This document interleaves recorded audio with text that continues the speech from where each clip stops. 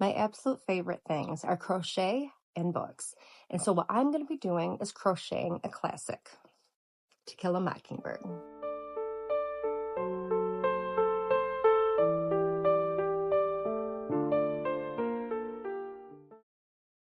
Once I decided I was going to be doing a granny square project using flowers, I went through the book and wrote down all of the characters. Then I wrote down what their qualities were that made them stand out. And then some research into the language of flowers to see which flower represented that character the best.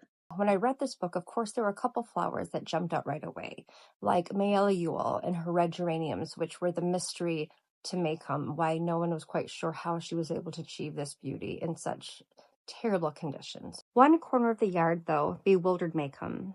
Against the fence, in a line, were 6 chipped enamel slap jars holding brilliant red geraniums, cared for as tenderly as if they belonged to Miss Maudie Atkinson, had Miss Maudie deigned to permit a geranium on her premises. People said they were Mayella Ewell's.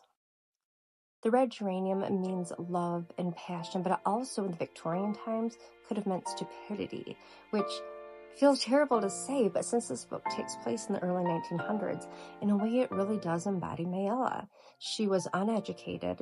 Even though she had the opportunity to attend school, her father did not allow that. He wanted her at home, right? Basically to look after her 7 siblings. I'll be using a square from the Granny Square Flowers card deck right here, and this is what I'm going to be using. It is the geranium. So once I had my flower picked out, what I needed to do was figure out which yarns, what weight, what colors.